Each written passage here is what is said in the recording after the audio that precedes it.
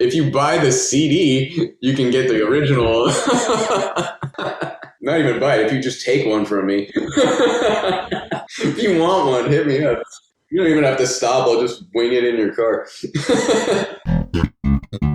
Welcome to episode 62 of the Bass Shed Podcast. My name's Ryan Roberts.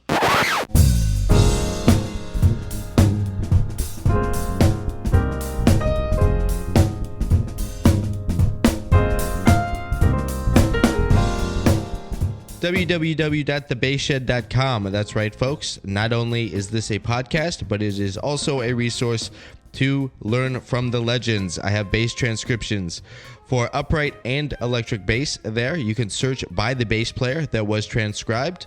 I am also bundling them. So recently released was Soul Volume 1, which is a collection of soul bass lines from Motown and Memphis. Covering bass lines from James Jamerson, Bob Babbitt, Tommy Cogbill, and Donald Duck Dunn. I'm putting the finishing touches on Funk Volume 1, which is a collection of James Brown bass lines. You can't speak about funk music without talking about the guy that created it, right? So Volume 1 is definitely James Brown. Simultaneously, I'm finishing up a collection of jazz upright solos. In that collection will be Dave Holland, Scott LaFaro, Eddie Gomez, Charlie Hayden, Ray Brown, Oscar Pettiford. Honestly, my favorite, Jimmy Blanton, is going to be in there. If you've listened to the podcast before, you know I'm a big Jimmy Blanton fan. So he's going to be in there. Of course, he has to be. So stop by www.thebassshed.com for more information. LemurMusic.com. Everything you need for the double bass can be found at LemurMusic.com. Not only is it a wealth of resources and accessories and basses for the double bassist, but Lemur Music is doing amazing work with the community and with education programs. And it is a great company to support. LemurMusic.com. Everything you need for the double bass. TrickfishAmps.com. I've been playing their preamps, the Minnow and the Trilobite. The Minnow is a single channel preamp. The Trilobite is a dual channel preamp and a B-box. I think they're amazing. I love these preamps. Stop by TrickfishAmps.com. Enter the promo code TheBassShed, all one word, for 10% off. TrickfishAmps.com. Tsunami Cables, hands down the best cables on the market and my favorite cables on the market. They come with a lifetime guarantee, which, I mean, come on, think about it. How many times have you bought like another 10-foot cable? You don't have to do that anymore. Just buy a Tsunami cable. TsunamiCables.com. Stop by. Use the promo code TheBassShed, all one word, for 10% off. On the show is guitar player, composer, arranger, and educator Ian Robbins. I've known Ian for quite a few years. We met playing jazz gigs around Los Angeles. Ian also teaches at Musicians Institute in Hollywood, California, and he'll talk a little bit about that. As a composer, I mainly know the jazz tunes he's written that he's brought to the gigs before. I really like his writing. I also knew that Ian had a punk band, and that was something he's really passionate about. I didn't know much about that band, so Ian and I chat about his punk band. The name of that band is Get Out TM. We also talk a little bit about punk music history, which is also not something I know a lot about. Ian's going to tell some stories about the DIY album release process and things he's encountered with that, which are kind of funny and crazy stories. And I always like hearing how people are getting their DIY projects out into the world. So it was fun to hear from Ian about that. Ian and I talk about pursuing two very different styles of music. He's spent a lot of time practicing and pursuing jazz, and also he's got this punk project that, you know, they're two very different things to me. And so I wanted to know how those connected for him and where those connect for him. And so we discussed that, and that was very interesting. Ian is a good friend of mine. I always enjoy hanging and playing music with him, and I'm glad it worked out to finally get him on the podcast. All that being said, here's my talk with guitar player, composer, arranger, educator, and I think it's fair to say tattoo enthusiast, Ian Robbins.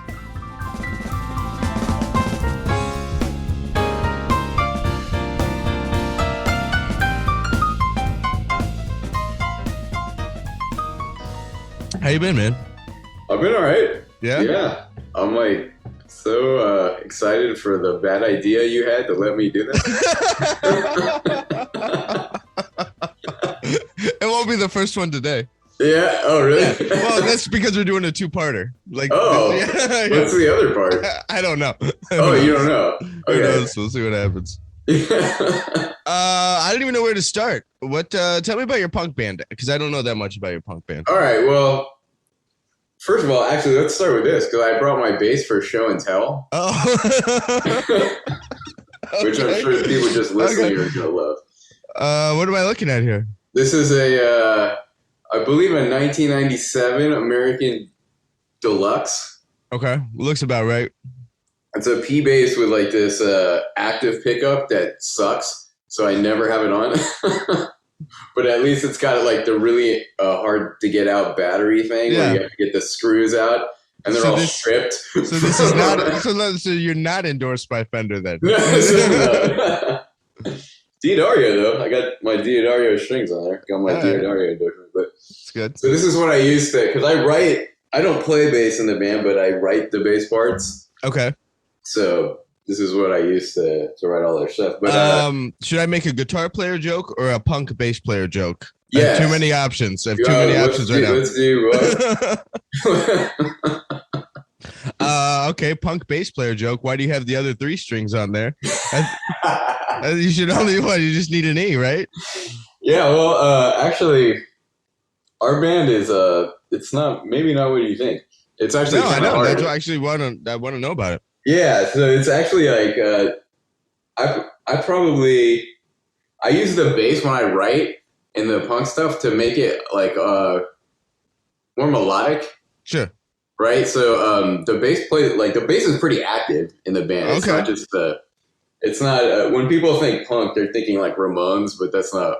We're more like skate punk, which is some pretty cool bass parts, a lot of lines and stuff. Okay. So and then chords, like there's chords in some of the stuff that the bass is doing. Really?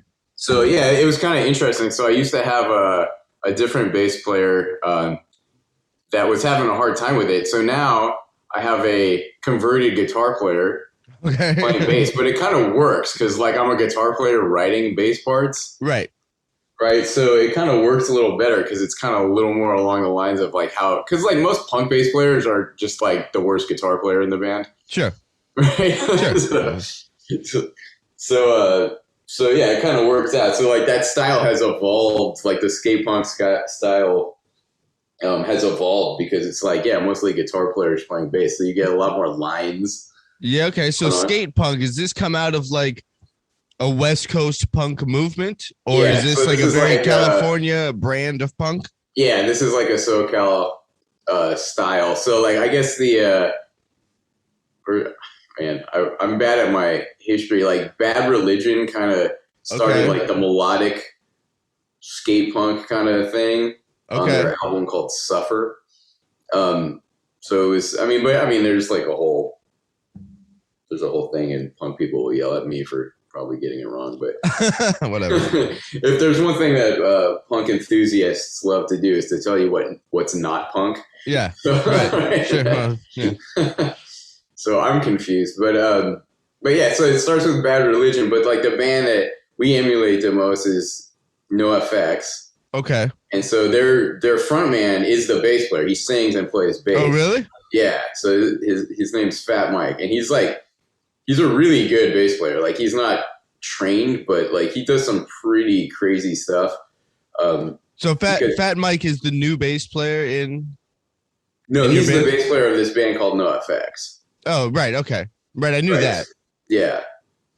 So, but he kind of like his style is almost like a Paul McCartney-esque approach at times to punk bass playing. Yeah. So it's very like a lot of, there's moments of roots, but there's a lot of like melodic parts. There's chordal parts.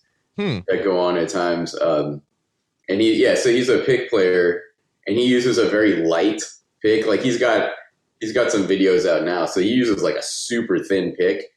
But because of that, he does like all upstrokes. Only up? Oh yeah, he's like very primarily upstroke based, which is really weird, right? That's counterintuitive. Just because of your physical stance, while playing with the pick, like you want to go down. Yeah. So I don't know where that came from, but because of that, like it's got some pretty like interesting stuff going on. And then so that's kind of like the influence that I have based on same kind of thing. So in our band, I really try to use the bass like as a third melody instrument at times. Yeah. Right. So especially like so that way like the guitars can kind of like just provide the root motion with the power chords and stuff like that, and then the bass can kind of explore a little more in the upper range of the instrument. Oh, that's cool. Like that. Yeah, that's cool. So, nice. What's the name of the band? What's the name of your band? The band's called Get Out. Okay. Yeah, and we're working on our 8th album right now. Wow, how long you been a band? How long has the band been there? Because the personnel has obviously changed. The personnel has changed. I've been doing this band since. I kind of don't want to reveal how old I am, but I was a kid in like 1993. I guess would be like the origins of the band. Oh wow! Okay. Yeah. We were not. So when I was in junior high, when I started this, it wasn't really a punk band. We were whatever. Whatever, we tried to do everything. So it really like kind of settled in around like the late 90s is when actually even later than that, maybe like 2000. The album we have in 2002 is kind of like the second album we did, called Better Than the Last One. Was it? Or were you just kind of like bullshit? The first one's called their self-titled debut album. It's horrible. No one can listen to it. It's not available on the internet. It's dude, that's the nature of debut albums. Absolute garbage. I'm embarrassed it exists.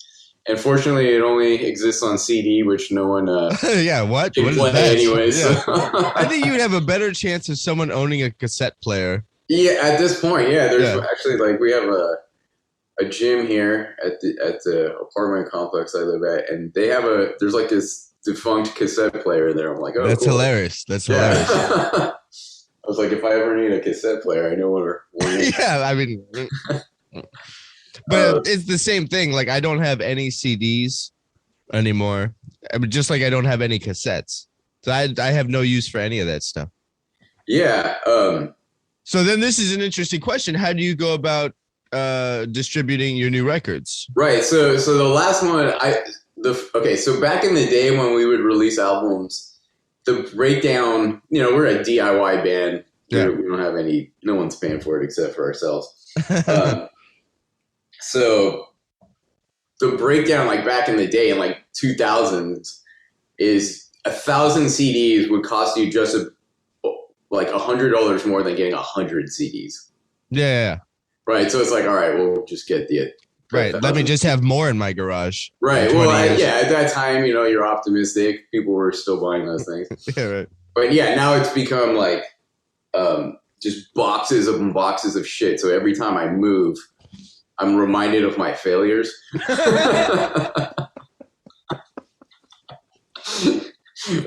A heavy reminder. There we go. That's going to be part 2 of the podcast. We nailed it. All right. Yeah, just a massive reminder of failure. But at least it's heavy and like there's nowhere to put them. Right. So I've actually like just kind of like when I moved the last time, I had a guy helping me move from a moving company. I was like, man, can you just throw these out? Because really, I had nowhere to put them, and no one buys them anyways. Right. So he's like, well, actually, you can take them to Amoeba and they recycle them. I was like, perfect. Okay. Yeah, so that's what's become. I didn't get rid of all of them, but so I have the first album. We have 1,000. The second one we didn't even duplicate. Mm-hmm. which is just like we would just burn CDs for the second one. That's very punk rock. Like, I mean that's yeah. The third one we did 1,000. The fourth one we did 1,000, and then that gets us to around the next one I did was probably came out in 2010. I want to say. Okay. And at that point, you can get 100, and it wasn't like the break. Like they had figured it out, so you didn't have to get 1,000 for like to make it cost effective. So after 2010, I only made 100 copies of each CD. And this next one we do, I'm not going to make any. It's just like I cannot sell these things. I can't even give them to people. I gave him this guy was really into our band, and I was like, I can't sell this thing. Here you go. You want a CD? He's like, cool. I think my old PlayStation will play a CD. Yeah, exactly. I'll have to go, find that in the garage and plug that in.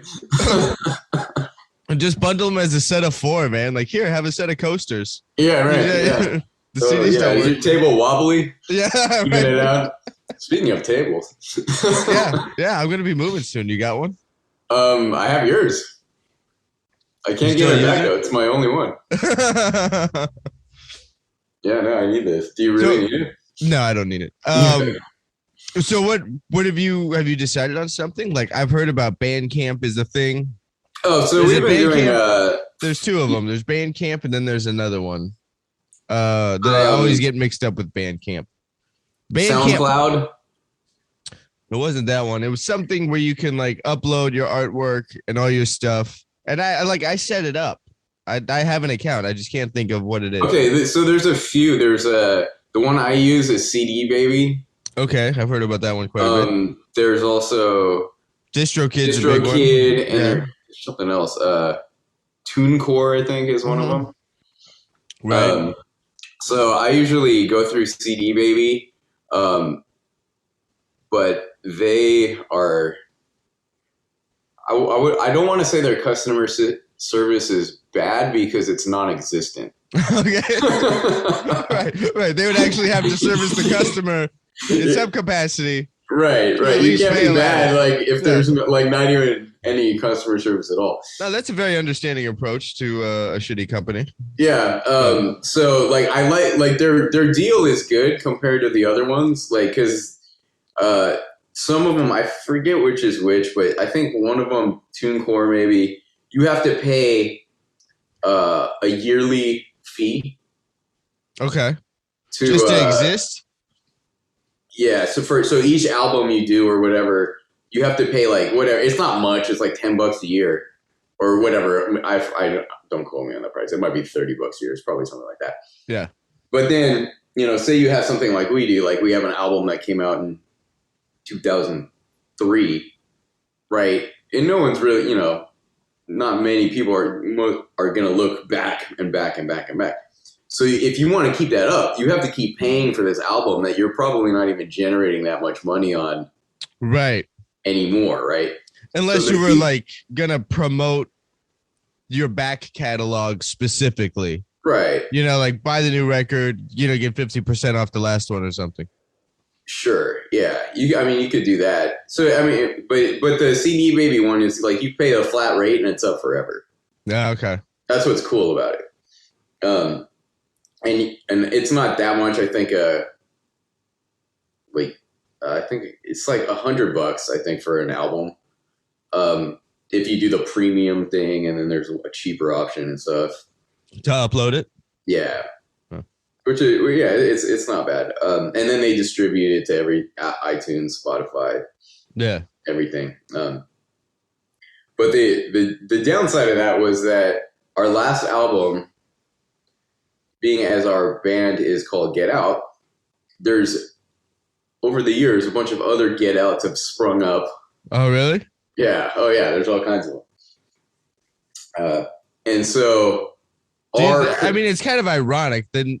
Because then the process would be you'd have to send them a message hey, we got the band name, actually Get Out, and then they're living the band name, and then they're all punk and. I wish I had my album in front of me. Our latest album is the cover is just a rant against these other bands. That's why I did the album, was to tell them to fuck off. All right. Right. So that's our album cover. Like, how would they know if one of those band guys heard this record? How would they know you're talking to them? Did you like call them out by name or lead singer? It says, "Hey, here I'm going to read you the. I found the cover. I'm going to read the. This is our latest album cover. It says, "Hey, other Get Outs on iTunes and Spotify. How about doing some research before naming your band Get Out? Because as you can see, we were here first. We've held this moniker since 1994 when we were kids, and we haven't changed it. Sure, we've been gone for a little while, but we're back from the dead to destroy you lazy motherfuckers. Did it not once occur to anyone in your terrible band at any point to check the vast, unlimited, and most importantly, free resource known as the internet to see if maybe you were late to the party on this name, like 24 years late? Like, see the little TM sign in the corner? Trademark, bitch, your Get Out band sucks." That's our album cover. All right. So I wrote a whole album, and like the songs aren't about that at all. But that I just was like, I need to write an album because I was so tired of our stuff getting pushed down because whoever released the newest thing goes to the top. Right. So so I did an album. In very Curb Your Enthusiasm style out of spite. Did you? Oh, yeah, of course. That's all. That's all music is, right? Yeah, exactly. Yeah, spite and jealousy. Yeah, right. Music. Yeah, that's what your podcast should be called. All right. I'd probably have to Google how to spell jealousy. Yeah, it's a tough one. You'll get the red squiggle if it's wrong. I know. But anyway, so what happens after that? We release this album, and they put it in the wrong band's Get Out page. Really? Yeah. Now, do you have the name copywritten or trademarked or? It's got a little TM next to it. Well, I mean, did you put that there? Or is it officially trademarked?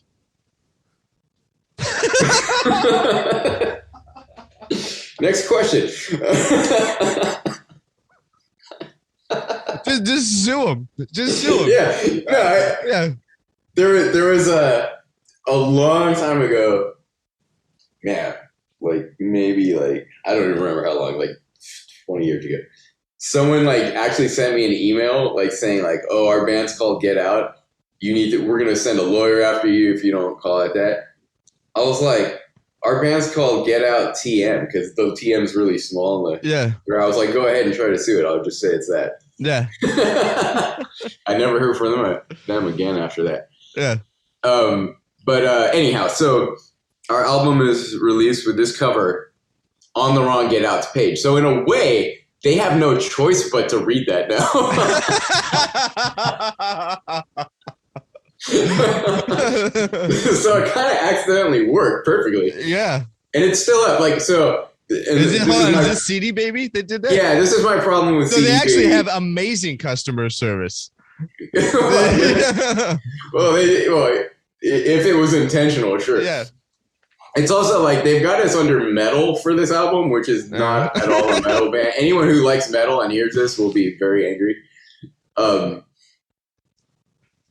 Because, there's good songs. Right.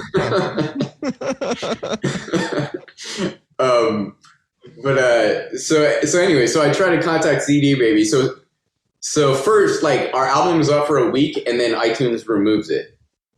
Okay. Because we use the word iTunes on the cover. Apparently, you can't use iTunes on the cover. That's weird. So they took it off. Spotify was cool. Spotify kept it up, even though it did say Spotify. Yeah, but who's this guy or woman sitting at a desk, like reviewing every record company not record company, but record cover? Obviously, there's not. It goes through some algorithm and it reads iTunes in there. But it just doesn't make sense. Who cares? I mean, like, that's someone's job. Someone's job is to find that, but not to fix this problem of us being on the wrong page. So anyway, so they take it down. So like they can't figure out why it's been taken down. That's the first problem I have. So I'm like, what's up with this? Like, I'm paying for this distribution. Why is it taken down after a week? All right, finally they figure it out. Oh, it violates the terms and conditions of iTunes because you can't say iTunes on the cover, which I may have read when I submitted it. Dude, hold on. Well, did you come back to it? Like, did you use a TM? Let me tell you about this TM, guys. Yeah, I didn't see a TM. Yeah. I mean, so I may have noticed that, but I was like you said, I didn't think there was going to be anyone actually checking our unknown band's album to make sure. All right. So anyway, so whatever, the algorithm got it. So maybe like I forget how long it took. It took like a very long time, maybe 6 months to get the album back because we changed the cover. Okay. So we changed it to just like, instead of saying iTunes and Spotify, digital music services or something. Yeah. I forget, something like that. So eventually, like 6 months later, they put it back up with the new cover, but still on the wrong band's page with the wrong genre of music. Man, can you have an alternate record cover where one of these rants is aimed at iTunes? Like, there's all these different covers. Yeah, I mean, like, yeah. So, well, I mean, whoever, if you buy the CD, you can get the original. Yeah, you'll have to sell that with a CD player. Yeah, no one has one. Or not even buy it, if you just take one from me. If you want one, yeah, you can have it for free if you drive over to my place and pick it up. Get it. Yeah. You don't even have to stop. I'll just wing it in your car. So it's on the wrong band. So it's kind of annoying because they're putting like, I mean, while it's funny because the bands have to read it, it's also annoying because I can't show it to anybody because it's impossible to find. Right? So if someone wants to find it, like Spotify is totally fine. We've got the verification, the blue check mark on Spotify. Everything is perfect. It's only our stuff on our Spotify page. But yeah, I guess it's Apple Music. It's not iTunes, is it? But Apple Music, yeah, totally messed up. And so I'm emailing CD Baby customer service. Oh, can you get this fixed? You know, like, so the automated response is someone will be with you in 4 to 6 weeks. Okay, so like 8 weeks goes by and no one responds. So you send another email where you get the same automated 4 to 6 weeks response. And I tried that for like a year and a half. Oh my God. And I gave up. I'm like, I guess it's just going to be in this other band's page then. Wow. Yeah. And you'd think they wouldn't want it there because it's calling them out specifically. Right. Yeah. So you'd assume they were. I wonder if they even know. Huh? I wonder if they even know. They'd have to know. If they ever looked at their own page, it's going to be like right up towards the beginning because it's one of the more recent ones. But anyway, so the moral of the story is our next album that's coming out is called The Violation of Terms and Conditions.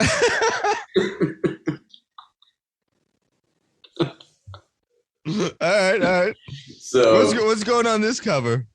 That's a good question. Got any ideas? Like I can't think of any. I don't know. I can't think of anything. I mean, is this aimed right at Apple Music? There's a song about Apple on the album called Rotten Apple. Okay. Yeah. So we'll see if they figure that out. Hopefully they don't listen to your podcast. Yeah.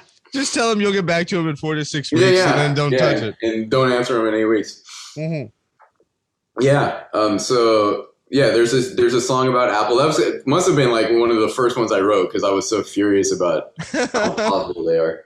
I mean, and that's on top of their overly priced products that Apple. Yeah, that we can't not use because. Oh yeah, I was thinking about Apple Music, but yeah, they're products. Just Apple in general. Yeah. Are you an Apple guy or are you an Android guy? No, I'm stuck. They got me. Yeah, once you do one, you're kind of in it forever. Yeah, so I've got my iMac here. Here's my iPhone. Here's my iPad. Yeah. But I hate this company. Yeah. But every time you have to airdrop something, you're like, I kind of love that. Yeah, That's amazing. It's like Amazon. Yeah, I know. Right? I know. It's like it's evil, it's horrible, but man, it's not so leaving efficient. my house to get something. Perfect. I know. And in 2 days, forget it. Prices are good.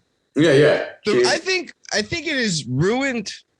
I think Amazon and internet shopping has ruined the consumer, because I remember back in the day when you would need something and you'd go to the store and you picked from what they had. Right. Now it's like, I only want this one thing. I'm going to go track it down. Right. You can get whatever you need. Whatever you want. It's like, okay, I absolutely love that, but only if this part was brown. Let me go find this one specific thing. But it's so bizarre now. They're like, I won't buy something unless it's exactly what I have in my mind. And I started thinking about it, like, where did that come from? And the only thing I can think is, like, it had to have come from all the Amazon stuff, where I can just, like, find the perfect thing. If only there was something like that for girls. I'm going to have to edit this part out, aren't I? No, I absolutely think that's how people approach dating apps. Yeah, it's like, oh man, she's hot, but only if she was also blonde. Yeah. You're absolutely right. It's all because that's all dating apps are, is internet shopping. Yeah. This is why I'm going to be miserable forever. I think we're really getting to the bottom of this. This is why I'm dying alone. I don't know. No, that's the good part. That's the silver lining on it all. Yeah. Who wants to be with somebody? Yeah. Everything's got to be exactly perfect. It's got to be right. Dude, think about it. It's the same with recording too. Right? Yeah, exactly. Right? Everything's got to be perfect, or it's unacceptable. Right. You can just punch in, or make it to be this one completely perfect, unnatural thing. Yeah, that can never be duplicated. Right. And you'll never be satisfied with your live performance. Sure. Yeah. Hence the spite and jealousy. Yeah. You're jealous of your own recording. I know. But man, I wish I sound like that. Well, it's your record. I know, but yeah, but in order to remain competitive in any of these fields, you have to try to maintain this unrealistic standard. Yeah. I remember, so I did a record. I don't know if I told, when was the last time I saw you? When we did the gig with Dan at the outdoor place? Yeah, somewhere, I forget what it's called. Yeah. I don't remember when that was. I remember the gig. That was a couple months ago, probably. So I did my own record at the end of September. Okay. And I remember thinking, I remember the guys there were talking about that Matheny and Schofield did a record. I believe the one they're talking about is called I Can See Your House From Here. Yeah, I know. I'm familiar with that one. Which I like that record. I don't know if they did another record that the dudes I don't think so. I don't think so either. Yeah, I don't think so. But as these guys told the story, Matheny and Schofield cut it all live. Then Matheny took it and did overdubbed everything. Oh, really? So all Matheny's parts are overdubbed. And some of the dudes at my session were talking shit about it. I'm like, whatever. Matheny has I don't know, 30 Grammys or something, it's a business. It's a business. He's making a CD or a record is like making a movie. It's not the theater. It's not a live, it's not a live experience. So there's that musician ego thing. That's I have to nail it one take, but who cares? Just release it. It's a product. More people are going to hear the record than will ever see anybody live. And the average human that listens to music doesn't care how it got there. No, or about Schofield or Matheny in general. Yeah, or jazz. Yeah, exactly. Waste of time and energy, Pat. Yeah. So it's kind of you're always straddling that line of what are you making, right? What are you creating? Are you creating this like finished product? Are you creating like the aspect of people hearing how you got there? Like, did you watch the Beatles thing? No, I haven't yet. So like that's kind of cool for me because you get to see them like sitting there writing the songs and how the songs evolve and like their process and stuff. That's super cool to hear. And then when they did that album, like a lot of it was just live. Yeah. And there's there's little out of tune notes and there's little mistakes, but it sounds cool because like there's a vibe, right? You know what's funny is like a couple things on that topic. One is, yes, I agree with you. I like the imperfections on a record. Like I'm totally cool with it. But those would never pass today. Could you imagine doing a session and then like any little thing is as sloppy as the Beatles were sloppy or the Stones or any iconic band? There's no way they would let it slide. But that same engineer producer is going to love the records that has the imperfections. Right. So like you love it when it's on. You love it when it's on someone else's record. Right. Your name's not associated with it. Yeah. Because, like, I mean, don't you think though? Like, because for me, like, I wouldn't want any mistakes on there because, I'm going to hear it. I'm going to cringe every time. Yeah, I'm too way insecure to let that out into the world. Exactly. So, but when someone else does it, like, you can forgive them. It's okay, Jimi Hendrix. I know it was wrong. Yeah, you're fine. You're fine. Yeah, but you're awesome. Yeah, that's always funny to me. The second is I did a record with Jeff Emmerich, who engineered the White Album and Abbey Road. It was 4 of them. Revolver, I think. 4 of the late ones.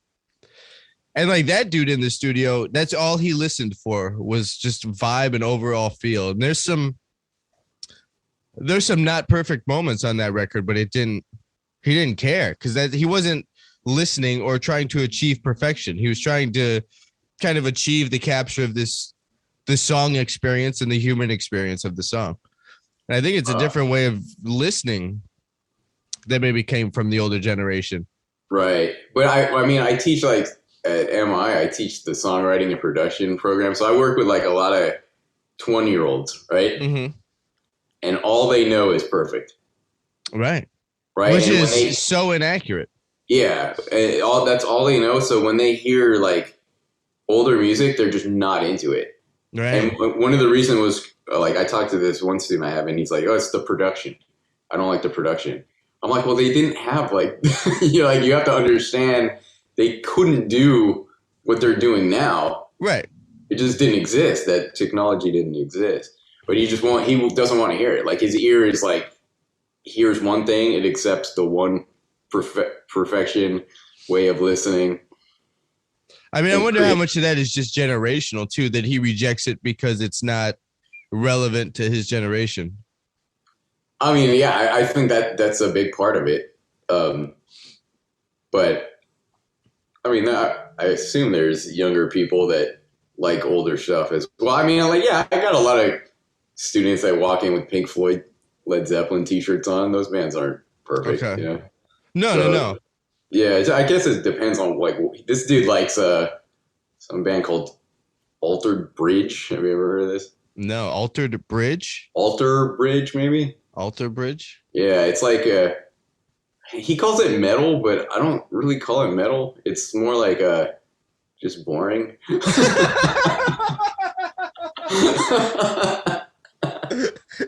Like I wouldn't say it's metal so much as no, I mean like think of it. It's like West Coast pathetic.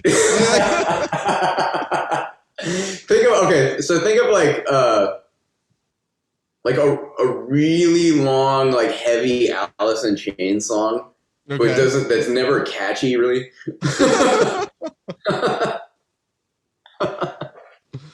That's rough. Yeah, I mean, it's cool. Like, and like the playing is good, and the production is great, and the singing is really good. Like, I don't think of Alice in Chains as metal. Do you?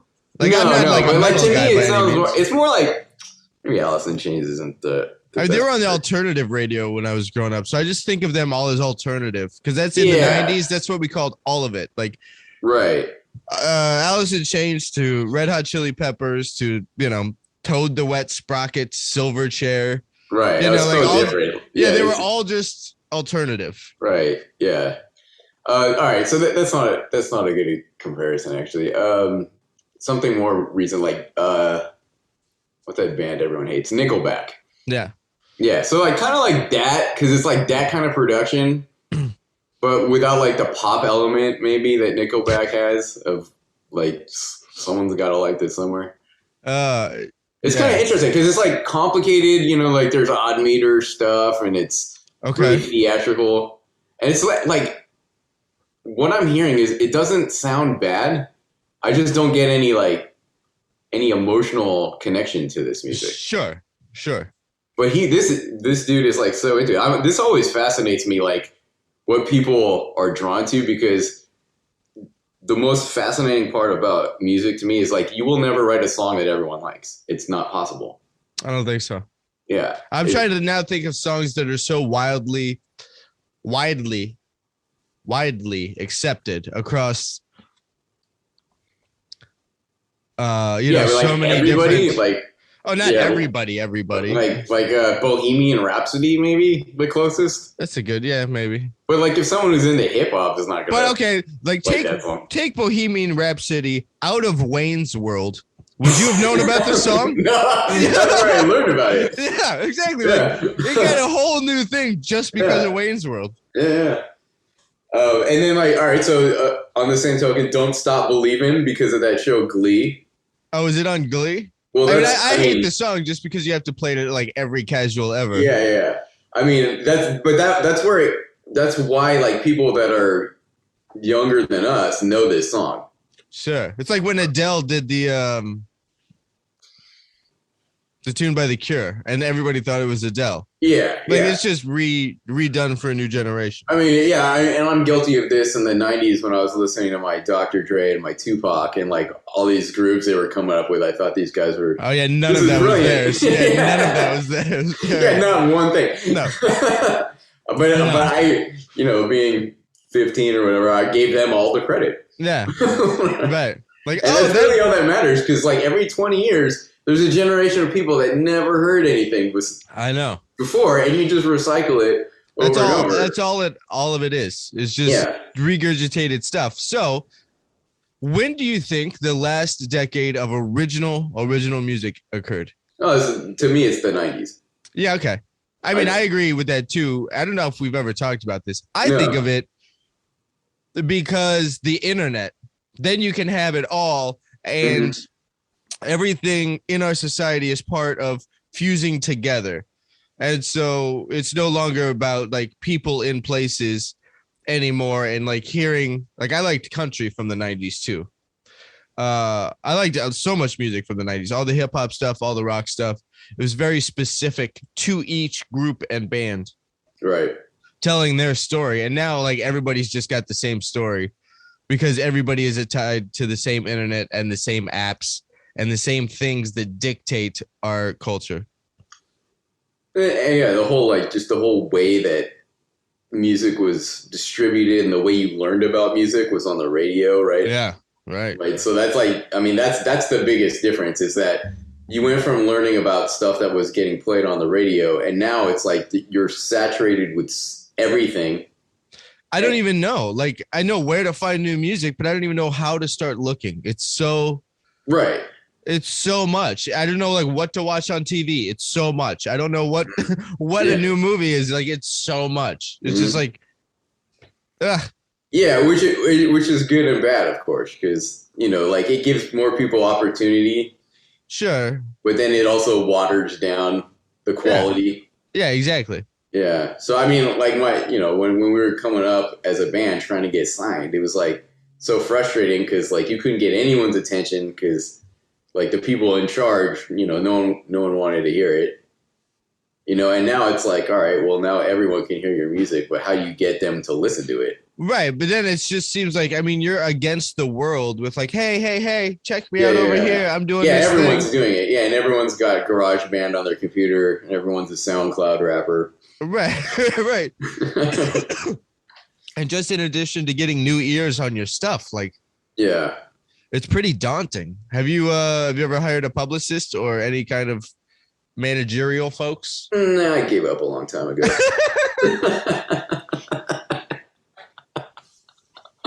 I'm just a shell of myself, and, bumping out power chords. Like, I'm, like what the kind of music I do is not popular. Yeah, punk and jazz. Yeah.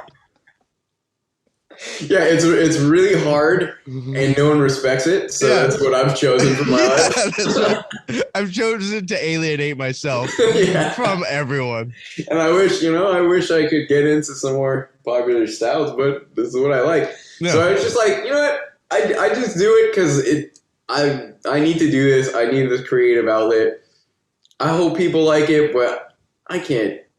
If they don't, whatever. Like. I'll go to my grave with a shred of integrity. All right, well that's fine. That's enough. That's enough. Yeah, like you don't need all of it. Whatever. Yeah. Come on. Yeah. So, yeah, I mean, I just do it because this is what I love to do, and that's all I need. All right. So where's the middle ground between jazz and punk for you? Those are two very. Where's the middle ground? I can what is it about each genre that attracted you to it? Because one is a highly academic. Oh, I see. I do think that there is a lot of common ground to them both. Okay, I get your question. I think jazz fundamentally was a rebellious music.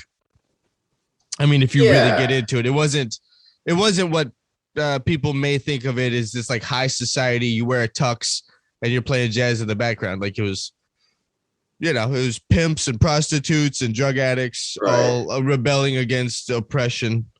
You know what? Okay, now that I really think about that, I think it is the fact that like no one likes it.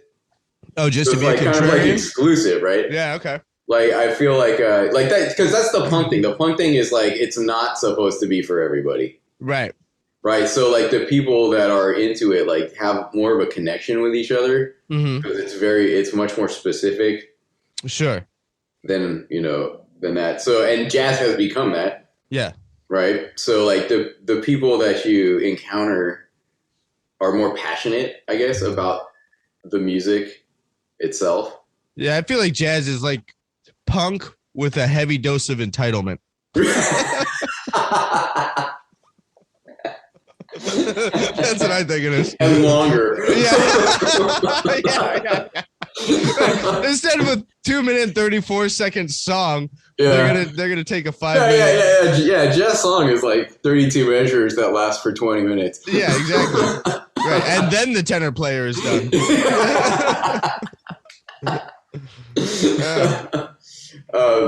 And that's kind of funny because like our punk songs like average about 2 minutes long, right? Right. But because they're so fast, they're full songs. They're just going like everything's going by a lot faster, so they just don't take as long. But it's still like the same amount of work to write a punk song as it would anything else, just because it's just going by faster. Moving along at those tempos, it seems like you get stuck into like this same kind of bag of tricks when you're writing. Like these things work at this tempo. Yeah, so you have heard my music. I've heard one punk song in '97, and then I'm like, I got it. I've seen it all. You're right. You can say the same thing for jazz, though. What? Fly Me to the Moon? I totally understand Coltrane. I get it. Yeah. It's all the same. Yeah. There's a melody. There's a bunch of bullshit. There's a melody. Who knows what the hell's the drummer's doing back there? Yeah, with the punk stuff, the bullshit and the melody happen simultaneously. No, yeah, with jazz, it's the bullshit and the entitlement happen simultaneously. In between the melody. Yeah, exactly.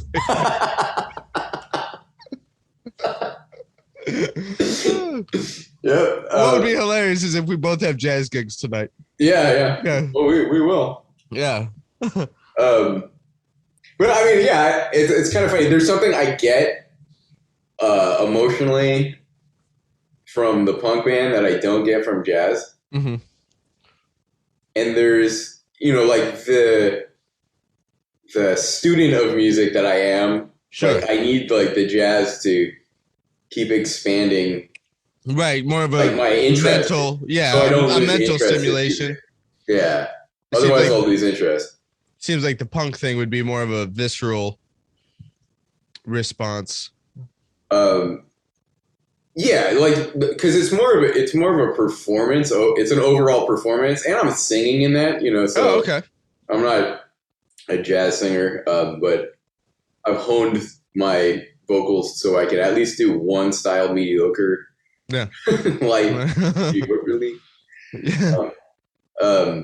But yeah, so there. I mean, so there's the lyrical aspect of punk. That's jazz lyrics are horrible. Yeah, most of them aren't great. There's a couple tunes I like, but most of them suck. Yeah, but I mean, the cool thing about punk lyrics is I can talk about whatever I want. Yeah. Right? We have a song about how everyone who drives a BMW is an asshole. Okay. What part of town are you living in right now? Burbank, close to Glendale.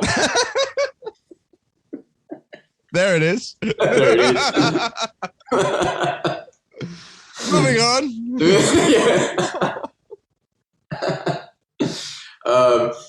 And I have a song about how I washed all my socks with my green bed sheet, and now all my socks are green.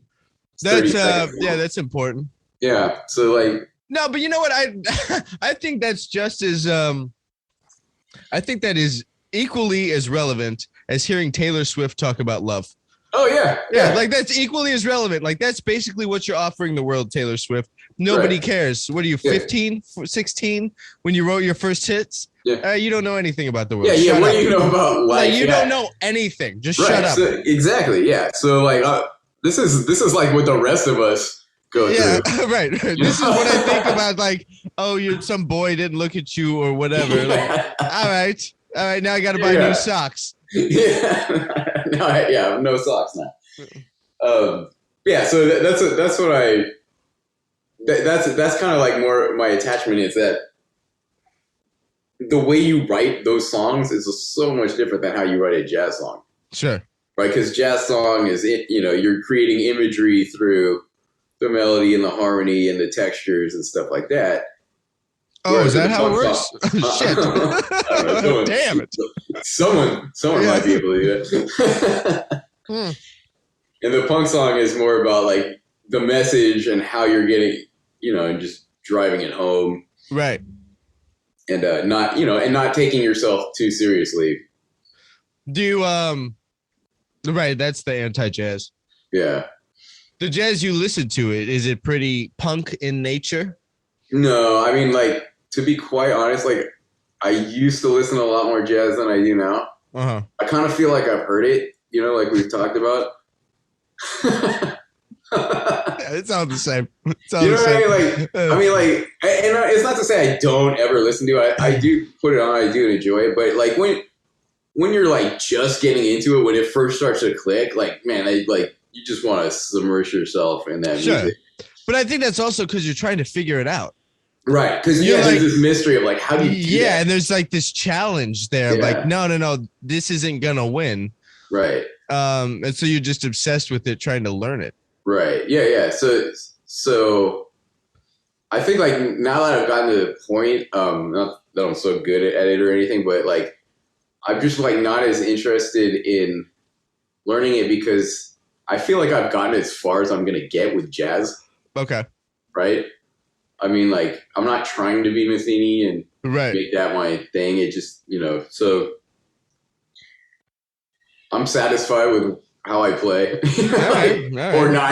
I mean, or so I've accepted I won't be satisfied. You're the only person I've had on the podcast has ever said that. Actually, no, I take that back completely. I've accepted that I will never be satisfied. It's more that. Welcome back to the rest of us. Yeah. No, it's more like yeah. I'm gonna play like this forever, and I'm fine with that because. I can get better and still make the same $75 that I'm making now. Whole other conversation. Yeah. Because I don't know who I was talking to about it with, but we were talking about that things about how like gig pay hasn't gone up much, if any.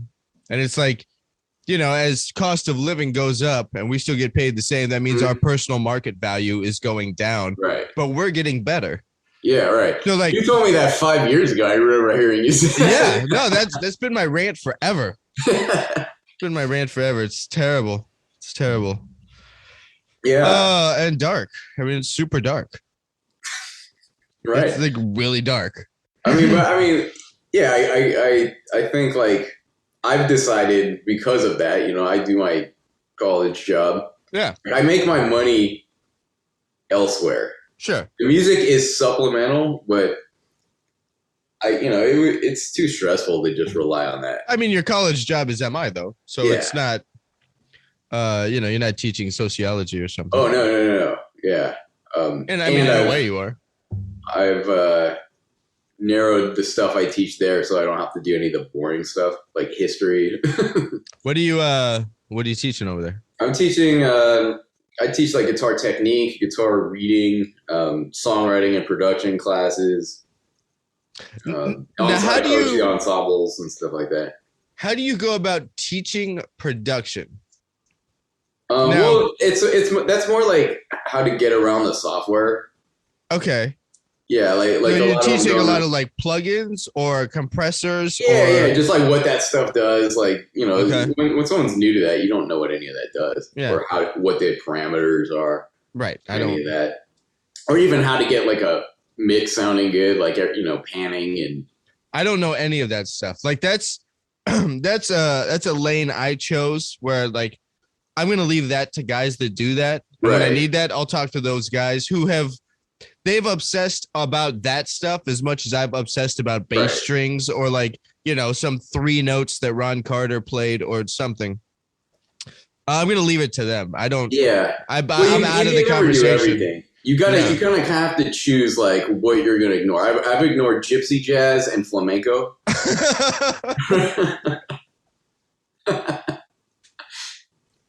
Like you can't do everything, right? Sure. And I'm pretty inspired. Those are interesting weed outs. Like those are interesting things to weed out. Well, they're just so different than anything else. Like you really like those two things to me as a guitar player would be like you really have to go all in on those two styles. Where like like the other stuff, you're gonna need a leather vest. Crossover. Yeah, there's some crossover between blues and country and. Of course. And jazz and blues and like everything has like a little overlap, but like that stuff is so specific. Like with gypsy jazz, you're copying one guy. I know. Well, I mean, same could be said for bebop. Yeah, I mean, because really, Django still was copying bebop. Django was. That's what. No, the other way around. It's got to be the other way. Django was in the 20s. I thought he was in the 30s, like or maybe mid to late 30s. Isn't bebop 40s? I think it started. I mean, I know it started earlier than that. Yeah, but I felt like it was just the bebop influence when it got to France, and that's why their thing is a little bit different. But it's still just like bebop. A lot of those lines. It's a little different though. There's less harmonic. Context than you'd think. Right. And the tempos are pretty happening, but like, minor swing has a lot less chord changes than any substitution that Parker did, Yeah. On just a blues. Right. Anyhow, that one. And then flamenco is like the technique is totally different. Like you're going backwards and this is a guy who got his own set of techniques. Do you play classical at all? Yeah. Okay. I'm not like amazing, but I've played classical gigs. Nice. It's like I've kind of like used the classical stuff more to develop my right hand than trying to be a classical guitar player. Right.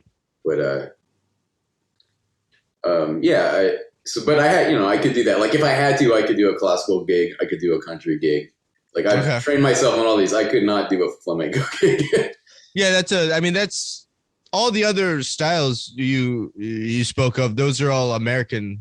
Mm. Those are, jazz, blues, country. That's all. The root is blues, and it's all American music. Right. The flamenco and the other stuff, like that's you got to get into the culture and understand the language of it all. Like, right. Ugh. Yeah. That's too much work. Yeah. Come on. Man. Oh. Yeah, so those are so I don't know. I forget we were talking about something before that, but We were talking about what you were teaching at MI. oh yeah, Music and production and how you oh yeah. So yeah, so I mean like so that kind of stuff like, but you know like it's not just production, it's songwriting and production. So I'm helping them like kind of like some students come in and don't know like how to make what a chorus is. They don't know what that means. Right, they're pretty inexperienced. And other times it's just like, oh yeah, sounds like MI. Idea. Huh? I said sounds like MI.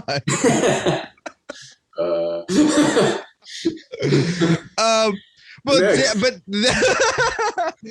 that's the thing. I mean, I feel like a lot of the music I've heard that's really, really contemporary, it sounds like it was made in the studio instead of like there's a piece of music that was brought in and then they produced this song versus like kind of building it in the box. Mm-hmm. Yeah, no, that's what I try to actually enlighten the students to is like this other way, because they're only used to writing into their DAW, into their program, right? And so you get everything's 8 bars long. Right, everything's 1 chord per bar, like 4-bar loops. Right. So I try to get them, hey, you know, there's such thing as a 2/4 bar that can extend the form, or like this section could be 9 bars, or the first verse is 7 and hits the chorus faster. Yeah. Like so that's the kind of stuff that I try to like turn them on to like these other things that they'll never think of, because Logic is just like, here's a 4-bar loop, here's a 4-bar loop. Right. Here's a template. So what do? Do you take them to like old records and have them listen to old records? Yeah, that's some of the classes is like going you know, through periods, going through different genres, listening to the evolution of the music, because you know, like they've only heard things from the past 20 years, or we have a lot of Chinese students that they didn't get American music until about 20 years ago. Oh wow! So they've never heard of like anything before 2000. Right. Like so, I get to sit there and watch people listen to "Smells Like Teen Spirit" for the first time. Which is cool. How does it go over? What do they think love it? Really? Yeah, most of them love it. Okay. Yeah. You know, I've had the occasional person that didn't get it, and then later on, like after they heard more and more like rock style, they would start to like, then they'd go back and start to understand it. But it's pretty cool to like these songs that we've heard all the time, our whole lives, to watch people like hear that for the first time in their life. Yeah. That's pretty cool. Like adults too, not just like kids that it's being played at them, but like, you know, adults that are, you know, making their own decisions and deciding what they like already. So it's kind of cool to see that kind of stuff. Have you had that kind of experience yourself? Like I know for me, the older I get, the more I go back and check out older stuff. In 10 years, I'm just going to be obsessed with Bach. And then I'm done, you know. Maybe, yeah, exactly. I'll probably get into Chance, and then I die. Yeah, I mean, like I definitely, the older I've gotten, the more accepting I've become of things. Like when I was younger, I'd be like, I will never listen to this. This is, if it's not this, I don't like it. So like, sure.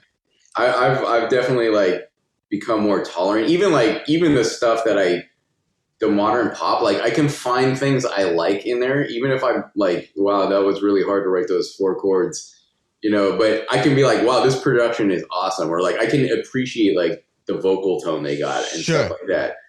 I've tried to listen to music in a more accepting manner.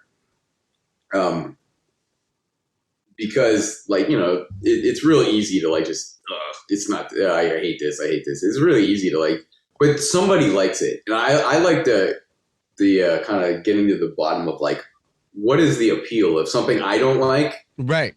But why does someone like this? Yeah. Like, what are you hearing or where are you coming from within yourself? Like, I'm interested in the relationship too, of why somebody would be drawn to something that I have no interest in. And let's take like reggaeton for interest. Like I don't care. I don't care. I understand it. You play one, like, okay, I like the beat. I'm done. Right. But I mean, there's people that love this stuff. Right. And I'm like, with the exception of dancing, what are you getting out of this? And there's better music to dance to. So with that, like this is interesting. I went out with a girl that spoke no English recently. Nice. Very hot. So Google Translate is my wingman. Okay. But she was making me listen to the reggaeton stuff in the car. Super into it, right? Like, dancing. I'm assuming she's Latin. She's from Venezuela. Okay. And so so she's listening to this, and like I understand like 1 out of every 20 words that's going by. Yeah. And she's like, oh yeah, she programs the station into my car radio. I'm like, oh yeah, I'm totally going back this. But it was the same thing. I was like, all right, so like she was connecting so much to this music. I'm trying to figure out like what it is. Some of it's cultural. Like I think a lot of it's culture. The disconnect for me is like I didn't understand what was being said. And so if I'm going to listen to dance music, I'm going to listen to something that I can understand. But also, you can listen to it as just a melody line and not even like if you think that words don't exist, like, okay, now it's just a melody line and I can listen to this as instrumental stuff. That's how I go. That's where I go when I listen to lyrics in foreign languages is I don't care. Right. So like, I don't care what they're saying. Brazilian tune. Like that could be beautiful. You can enjoy that and not know what's being said. Like I don't care. I'm not going to try to figure it out. I think there's less, for our educated minds. There's a lot less going on harmonically and melodically in that than right. You have nothing to think about. Music. Yeah, you have to but it's no different than like the funk music. Like, okay. James Brown has soul and he's super bad. That's the song.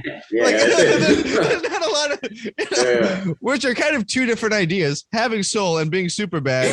I don't know if they're really linked. So I can't think about it too much before I find holes in James Brown's story. Right. But there's not a lot lyrically happening there. It's just about this groove and about the dance of it all. Yeah. And for them, that's their culture. So maybe they don't care about the lyrics either. Yeah, but I mean, like, if I wonder if you're hearing that James Brown song in ancient Hebrew.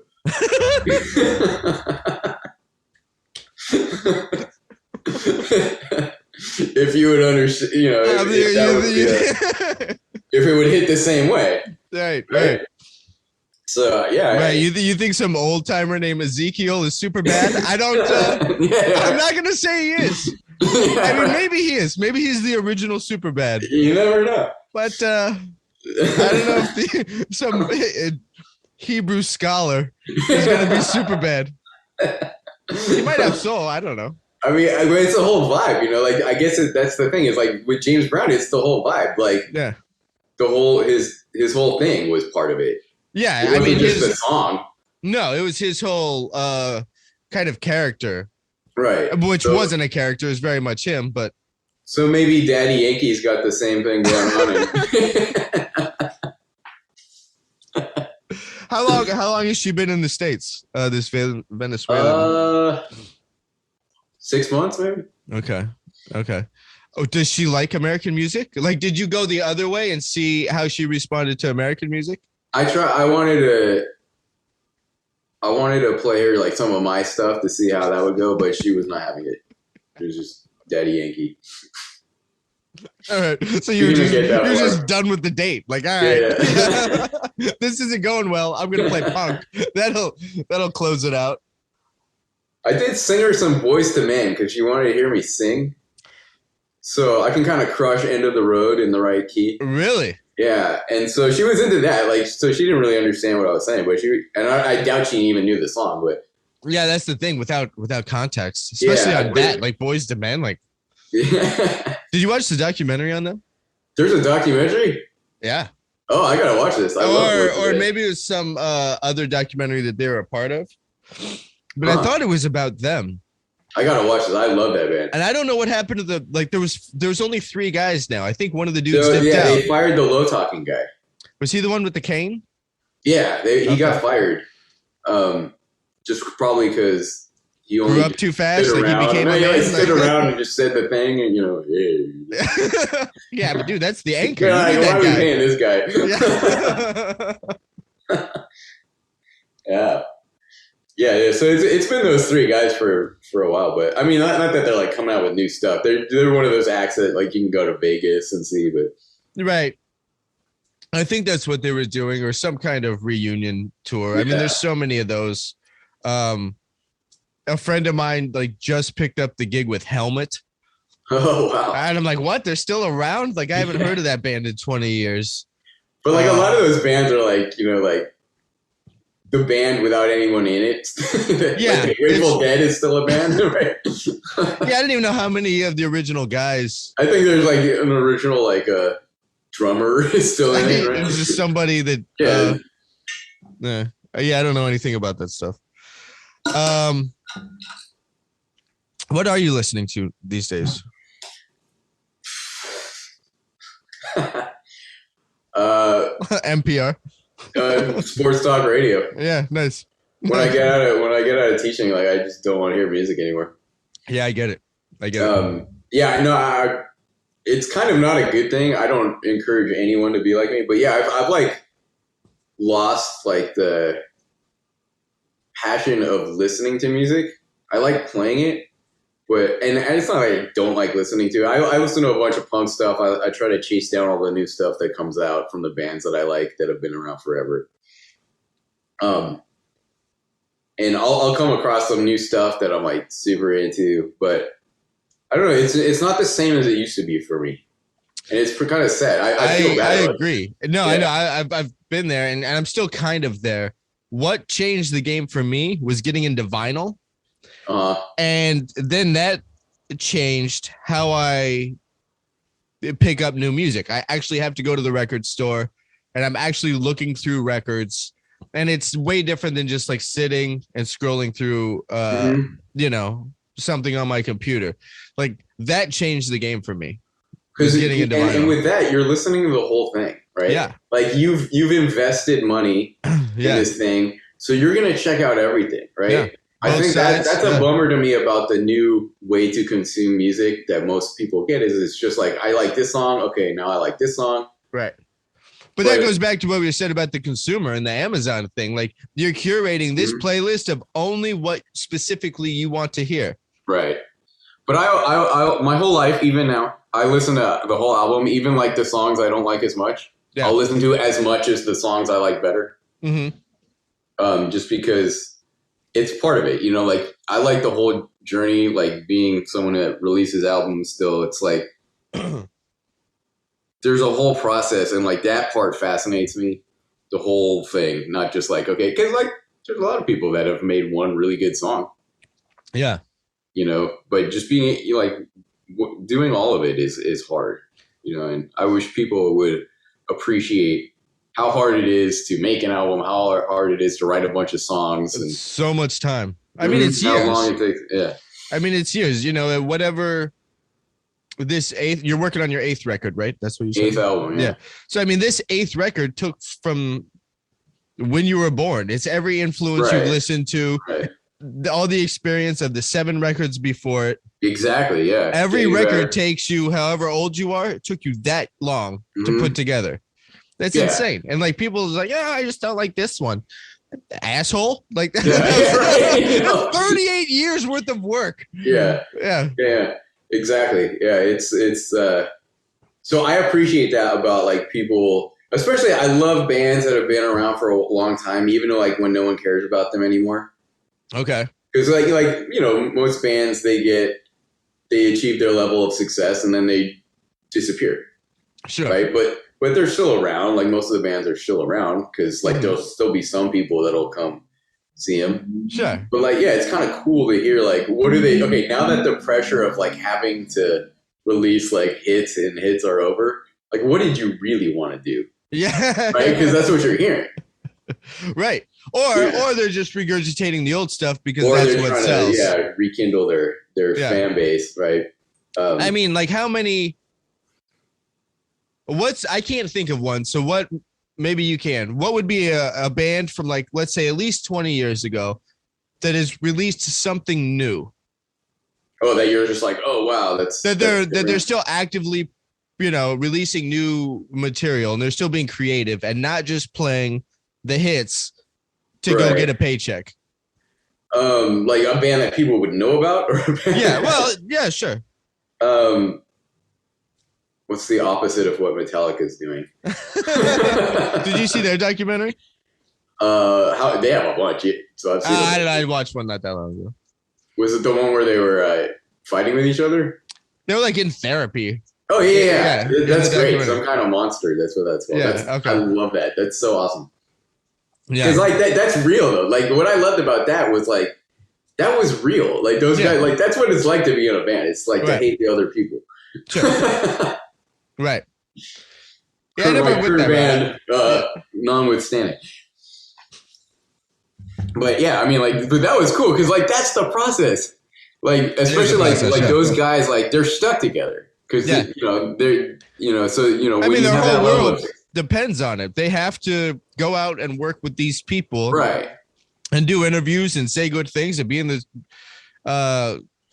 studio and work out ideas with each other. And they're so like they're in a different situation. I'm trying to think of the opposite of that because like they're stuck because they have to keep coming out with material. Like they're not free because people are going to demand certain things from them. Right. But like so like the bands I'm talking about are like going to be bands that people don't know. There's a band called Propagandhi that started off in the 90s, which is like, just like a kind of a NoFX ripoff band that has become like, it's basically progressive punk rock. There's odd meter. It's like incredibly intricate music. Okay. It's like some of the most fascinating stuff. Like some of this, I'm so into it. Is it I don't know. I would think kind of over the top academic, like Meshuggah. That's how I think of them. But also, but like, it's not. jazz, so like, in a way. But the thing that it's still grounded in that there's like these melodies in there that like, okay, like there's songs that you want to sing. Oh wow, sing along to, right? So I think that's the difference. Is that Meshuggah, like that stuff, like that's still eluding me in a way. I'm trying, like I said, I try to appreciate everything. Meshuggah is still a hard one for me. I still don't really get it. Mm-hmm. But like with this other band, like one, the songs aren't typically as long as that, so that like that's kind of part of it. And like the odd meter is not in there just to be in there, right? Like I didn't even notice like until I got they have like transcription books, right? Oh wow. And I didn't like until I see it. I'm like, oh, I didn't like because I don't sit there and analyze it. I just listen to the songs, right? And so until I look at what it is, I was like, oh wow, I didn't even realize it was doing all those meter changes because they feel natural. Yeah. Right, but so it's not like they're just like intentionally throwing them in just to be, like pretentious about it, but it's just like or whoever transcribed it went to Berkeley. Like, dude, those are just accents on a hi-hat. That's not one, you idiot. They actually like these books are cool because they work with actual bands. Like the bands themselves don't know how to write this stuff out, but sure. We've actually had some. There's another really good band is called Strung Out, and they've come because I teach a punk class at MI, and a couple of those guys have come in. And I've shown them their stuff, like written out as sheet music, and they're just like, "What the hell is this?" Yeah. That's our song, if you say so. So teaching a punk class, is that a lot of the history of the music? No, these are like performance classes. So I choose songs and they just perform them. But then we gotta because it's an academic environment, we do have to make like notated charts. Yeah. For it, so it's kind of interesting because. It's like, bands themselves would never write down what they did, but right. I mean, it's some of the stuff is like, it's not easy to play. And it's challenging. It's hard music. Man, what is the name of that? I'm thinking there's some Beatles tune. There's like really, if you look at it, it automatically becomes difficult. Look at it. Huh. There's like some meter changes in there. What is the name of that song? I want to say like something like "We Can Work It Out" has stuff like that. Okay. Now I'm thinking through that song. I don't think it's that one. I had to play it for like some video thing last Christmas. Or no, it had to do with the New Year. I don't know. It had to do with the New Year? Or newness. Huh. Can't think of it. I'm a big fan. I can't think of it. Yeah, I know. Like, I remember when I thought "We Can Work It Out" is like got like stuff you would not expect was in there because it doesn't sound like it. Yeah, Here Comes the Sun. Oh yeah, that's got some weird. that ending. Da, da, da, da, da, yeah, there's some like that thing at the end. Some weird meter in there. Yeah. And so, like, I remember looking at it and like, really? Yeah. Really? Like, I would have never. Okay. I mean, yeah, I get it now, but like, that's to me, that's how you do it right? Yeah. If you're writing like weird stuff and you can't hear it when you're listening to it because it doesn't sound weird, then that's how you use. I think that's the thing. You write to the phrase, not phrase to the time signature. Right. Which is, getting back to the digital kind of aspect is like that stuff was never going to happen because that's hard to go program your grid. Yeah. in the program. Right. I know. Yeah. I mean, the record I just did has a bunch of mixed meter and odd meter. So no click. Let's just go. Oh yeah. I gotta hear your record. Yeah. I gotta finish it. It's not done. I mean, it's done. It's recorded. I just have to, do some like slight editing on like maybe cutting out a breath from the bass clarinet, or just some bass clarinet. Maybe I don't want to hear this. Oh, dude, it gets worse. Bass clarinet vibes. Are you playing those tunes? I've played your tunes with you before. Are you playing any of those? I like your songs. Your songs are awesome. I don't remember actually. I don't know. I don't remember what I brought to the gig that we played. Yeah, I just had to get it done, man. And I'm sure you know what it means. You just have to like get this thing out of you. You have to get it out of your soul, off your mind. And then it was so cathartic after I got done recording it. In my mind and emotionally, I was done with it. Yeah, because that's the hard part. The hard part is after you're done recording. And that's where I'm at. Like, I feel like it's done because it's out of me now. Yeah. But it's like nobody knows it exists. Right. By far the hardest part. I mean, like the black hole of the recording process right now. Like, emotionally, I've processed it. Right. But the thing isn't really realized. Wait till you start listening to mixes. Then you'll really start to hate your own music. You mean even more? Yeah. It's fun. Oh, yeah. Because not only like are you unhappy with the mix, you're also like sick of the song. Right. Ugh. I'm gonna have to listen to myself solo a bunch. That's gonna be terrible. That's gonna be terrible.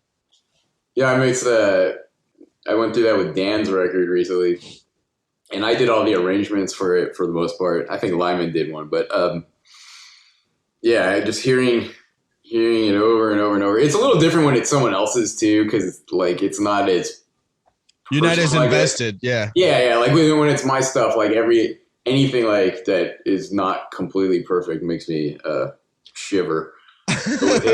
With his, it's like, yeah, this is cool. Like it sounded better. It was easier to do. My point is, it was easier to do someone else's, than your own. Of course. Yeah, there's a buffer. There's a buffer. Yeah. So remind me the name of the new record that's coming out. The new record is going to be called "The Violation of Terms and Conditions." Violation. What's do you guys have a website that will have information about it? www.getouttm.com. That's part of the you wrote it in there. The website. Yeah, that's hilarious. Dude, thanks so much. This was fun. Thanks for having me. Yeah, let me know when the record comes out. We'll have you back on. Probably like 2 years. All right.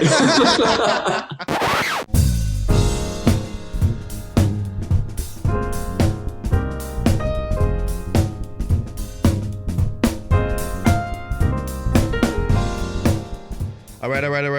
That was my talk with Ian Robbins. A moral of the story, folks. If you want some free press, piss off Ian, and you'll be on the cover of his next record. I think that's how it works. There's a 1-to-1 ratio on that. I love how shameless he is about it. That's my favorite part. Is how shameless he is about it, just calling people out. I think it's amazing. If you're enjoying the Bass Shed podcast, please hit subscribe wherever you are listening to it. Stop by thebassshed.com to see what's happening over there. As always, you can shoot me an email at ryan@thebassshed.com. And that's about all I got, folks. That's all I have for this one. I'll catch you on the next one in a minute.